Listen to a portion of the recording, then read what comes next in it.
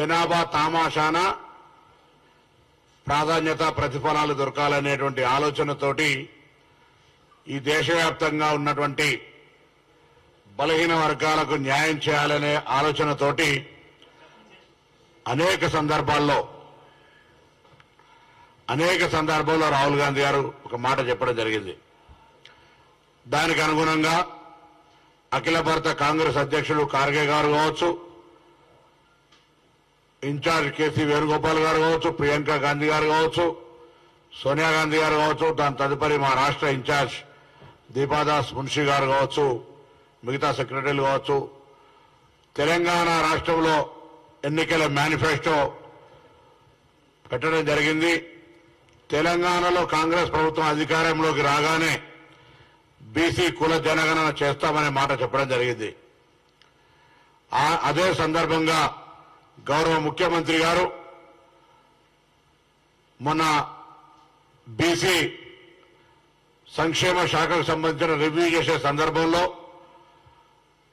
శాఖ తరఫున ఈ ప్రతిపాదన తీసుకొని రాగానే వెంటనే దీన్ని సంబంధిత అధికారులకు ఆదేశించి ఇప్పటికే చట్టపరంగా ఏ విధంగా ఈ యొక్క బిల్లు బీసీ జనగణనకు తీసుకోవాల్సిన అంశాలు ఉన్నాయో అటు న్యాయశాఖ కావచ్చు, ఇటు శాసనసభ సెక్రటరీ ద్వారా కావచ్చు, మా ప్రిన్సిపల్ సెక్రటరీ సంప్రదింపులు ప్రారంభం చేయడం జరిగింది.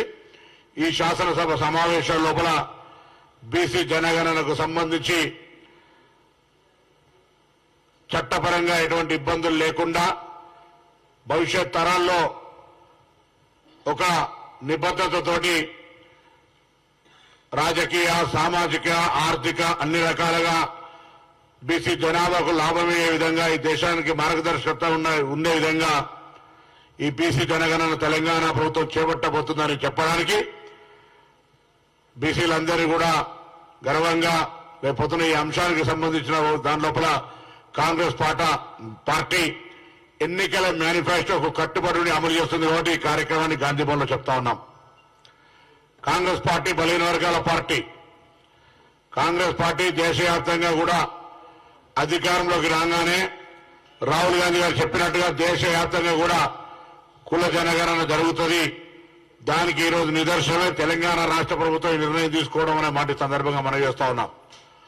దీని లోపల కూడా పూర్తిగా ఎటువంటి ఇబ్బందులు లేకుండా ఉండడానికి కొరకు రిటైర్డ్ ఐఏఎస్, ఐపీఎస్ బలహీన వర్గాలకు సంబంధించిన వాళ్ళ సలహాలు కానీ, న్యాయపరమైనటువంటి సలహా సూచనలు కావచ్చు, రిటైర్డ్ జడ్జిలకు సంబంధించి కావచ్చు, లేదా ప్రొఫెసర్స్, రిటైర్డ్ ప్రొఫెసర్స్ అందరినీ కూడా సలహాలు తీసుకునే కార్యక్రమం కొనసాగబోతోంది 2-3 రోజులు అసెంబ్లీ కంటే ముందే. అదేవిధంగా బీసీ సంఘాలందరూ కూడా కోరుతా ఉన్నాం, దీని మీద మీ సూచనలు, సలహాలు ఏమున్నా తెలంగాణ ప్రభుత్వం ఇన్ ప్రిన్సిపల్ డిసిషన్ తీసుకుంది. తెలంగాణ రాష్ట్రంలో బీసీ కుల జనగణన జరపడానికి నిర్ణయం తీసుకుంది. దానికి సంబంధించి భవిష్యత్తులో ఎటువంటి ఇబ్బంది న్యాయపరం లేకుండా ఉండడానికి కొరకు అవసరమైన సలహా సూచనలు ఇవ్వమని సందర్భంగా కోరుతా ఉన్నాం. గౌరవ ముఖ్యమంత్రి రేవంత్ రెడ్డి గారి నాయకత్వంలో మిగతా మంత్రివర్గ సభ్యులందరి సహకారంతో నిధుల కేటాయింపు, అవసరమైన నిధుల కేటాయింపు కూడా శాఖాపరమైన ఏర్పాట్లు చేస్తా ఉన్నామనే మాట కూడా ఈ సందర్భంగా మనం చేస్తున్నాం. క్షేత్రస్థాయిలో దీని నిర్వహణకు అయ్యేటువంటి నిధుల కేటాయింపు కూడా జరగబోతా ఉంది. శాస్త్రీయంగా ఎటువంటి ఇబ్బంది లేకుండా ఉండే విధంగా జరపాలనేటువంటి ఆలోచనతో ఈ ప్రభుత్వం ఉంది. కాబట్టి దీనికి అన్ని రకాల హక్కులు, హంగులు ఏర్పాట్లు చేసుకునే దిశ లోపల అందరికీ ఈ అంశం మీద ఎవరెవరికైతే అన్ని రాజకీయ పార్టీలు కూడా రాజకీయపరమైనటువంటి చర్చలు కాకుండా ప్రభుత్వం తీసుకునేటువంటి ఒక గొప్ప నిర్ణయం నిజంగా బలహీన వర్గాల పట్ల చర్చిస్తుంటే, ప్రేమ ఉంటే మిమ్మల్ని కూడా ఆహ్వానిస్తా ఉన్నాం. మీరేమైనా సలహాలు ఇవ్వదలుచుకుంటే దానికి అభ్యంతరం లేదు. ఇది బలహీన వర్గాల ఉన్నతి కొరకు తీసుకోబడుతున్న నిర్ణయం. తప్పకుండా ఇప్పటికే దక్షిణ భారతదేశంలో కావచ్చు, కర్ణాటక, కేరళ, తమిళనాడు, ఆంధ్రప్రదేశ్ ఇతర రాష్ట్రాల లోపల ఒక బలహీన వర్గాలకు సంబంధించి ఒక ఎజెండా ఉంది. తెలంగాణ రాష్ట్రంలో కూడా కాంగ్రెస్ ప్రభుత్వం అటువంటి సానుకూలంగా నిర్ణయం తీసుకుపోయే ఆలోచనతో ఉందనేటువంటి వాటి సందర్భంగా మనం చేస్తూ ఇందుకు సంబంధించి మా మేనిఫెస్టో అమలుకు సంబంధించిన విషయం లోపల ముందుకు పోతున్నామని చెప్పేటువంటి ఒక కార్యక్రమంలో భాగంగా మీ అందరినీ కూడా సహకరించమని, ఈ అంశం చేపట్టడం ద్వారా రాబోయే కాలంలో కూడా బలహీన వర్గాలకు న్యాయం జరుగుతుంది. ఎవరు వచ్చినా అధికారంలో ఏమున్నా బలహీన వర్గాల వాటా అది స్థానిక గ్రామ పంచాయతీల రిజర్వేషన్ల అంశం కావచ్చు. అందుకే ఇంతకుముందు చెప్పినట్టుగా రాజకీయ, ఆర్థిక, విద్య, వ్యాపారం అన్ని రకాలుగా ఈ అంశాన్ని ఉపయోగించుకునే విధంగా ఉంటుంది అనేటువంటి మాట ఈ సందర్భంగా మనం చేస్తా ఉన్నాను. అఖిలపక్షం నేను పిలుస్తా అని చెప్పినా వారు ఎవరైనా సలహాలు తీసుకోవచ్చు.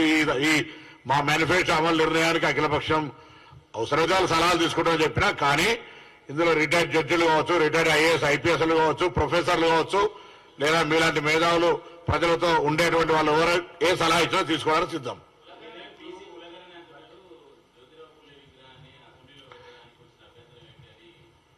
పది సంవత్సరాలు ఎందుకు కట్టలేదని అడుగుతాను. ఇప్పుడు ఇవాళ మేము ఒక మంచి కార్యక్రమం తీసుకున్నప్పుడు ఎవరు పడితే అది ఏది వాగుతో దానికి జవాబు చెప్పే అవసరం లేదు. అసలు ఒక మాట చెప్తాను, ఇవాళ శాసనసభ అనేది ఒక ప్రత్యేకమైనటువంటి ఏరియా. దానికి స్పీకర్ గారి పరిధిలో దానికి ఒక పద్ధతి ఉంటుంది. శాసనసభ్యులకు ప్రివిలేజ్ ఉంటుంది. రాజకీయం చేయాల్సుకుంటే బయట ఎక్కడైనా రాజకీయం చేయండి. శాసనసభ ప్రిన్సెస్ లో శాసనసభ్యురాలు కానిటువంటి వ్యక్తి ఈ విధమైన రాజకీయం చేయడం ఇది మంచిది కాదు. శాసనసభ గౌరవానికి కూడా మంచిది కాదు.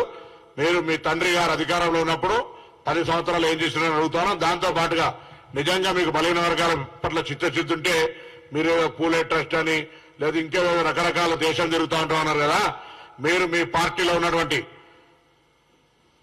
తెలంగాణ రాష్ట్ర సమితి అధ్యక్ష పదవి, శాసనసభ పక్ష పదవి, కార్యనిర్వాహక అధ్యక్ష పదవి మీ కుటుంబ సభ్యులు 3 ఉన్నారు కదా, ఒక బీసీ, ఒక ఎస్సీ, ఒక ఎస్టీకి ఇచ్చి అప్పుడు న్యాయము, సామాజిక న్యాయం గురించి మాట్లాడే అడుగుతుంటే తప్ప ఊరికనే ఏది పడితే అది మాట్లాడితే నీకు చెల్లుతుంది అనుకోవద్దు. ఇప్పుడు మీరు లిక్కర్ బిజినెస్ లో బిజీగా లేరు కాబట్టి ఊరికనే బీసీ నినాదం ఎత్తుకొని టైం పాస్ చేస్తా అంటే ఇది బీసీల ఆత్మగౌరవం ముచ్చట. ఇక్కడ బీసీల మంత్రి కూర్చున్నాడు, ఎక్కడ పడితే అక్కడ అట్లా కాకుండా జాగ్రత్తగా నాలుక దగ్గర పెట్టుకొని మాట్లాడమని కోరిక ఇంతకుముందే.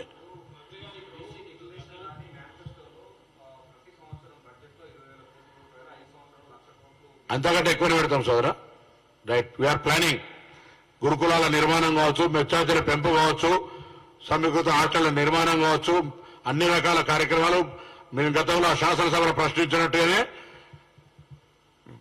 మెచ్చార్జీలకు సంబంధించి లేదా ఇతరత్ర అంశాలకు సంబంధించి గ్రీన్ ఛానల్ పేమెంట్ ఎక్కడ కూడా ఆగకుండా మెచ్చార్జీల పిల్లలకు మనం గతంలో 2 సంవత్సరాల నుంచి బాకీ ఉన్నది.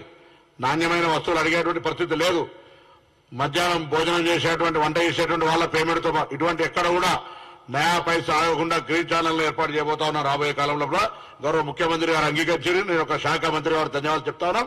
ఇందుకు సంబంధించి not only BC welfare minister, BC, SC, ST, minority శాఖల కార్యదర్శులకు ఆదేశం ఇచ్చినారు.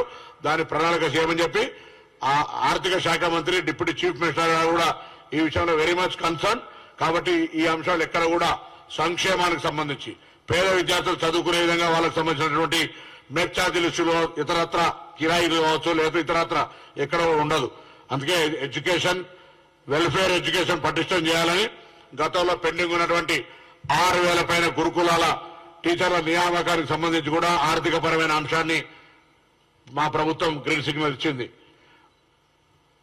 ఆల్రెడీ జిల్లా కలెక్టర్లకు లేఖలు రాస్తాను. Integrated hostels with sports facility, residential complex for teaching, non teaching staff తో సహా అన్ని ఏర్పాటు చేయడానికి మేము కార్యక్రమం తీసుకోబోతా ఉన్నాం.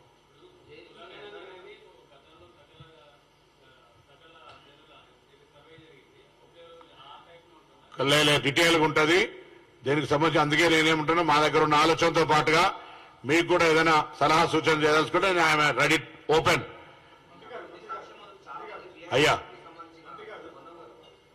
చెప్పు.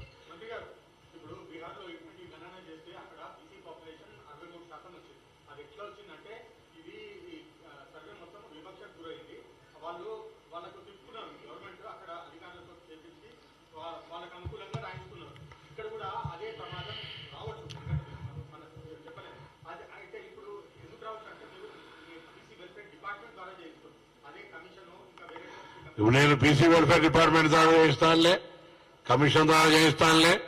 నేను ఇన్ ప్రిన్సిపల్ డిసిషన్ తీసుకున్నా.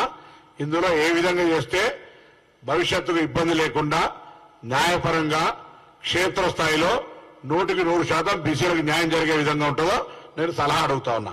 మేము శాసనసభ లోపల దీన్ని చర్చకు కూడా తీసుకుపోతాం. శాసనసభ లోపల కూడా వాళ్ళందరి ఆమోదము, వాళ్ళందరి సలహాలు, సూచనలు కూడా స్వీకరిస్తాం.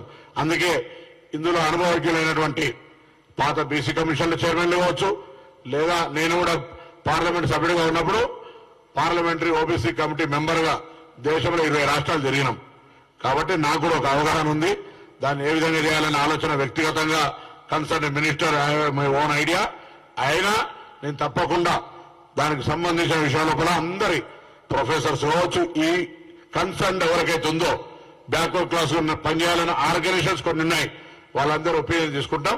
దానికి ఎక్కడ కూడా భవిష్యత్తులో అటువంటి విమర్శ, అటువంటి అవకాశం లేకుండా ఉండే విధంగా చర్యలు తీసుకుంటాం. మీరు అనుమానపడే అవసరం లేదు. హాలిడేస్ వాళ్ళు కొడుకు పేరు సోమలింగం అనుమానపడకు.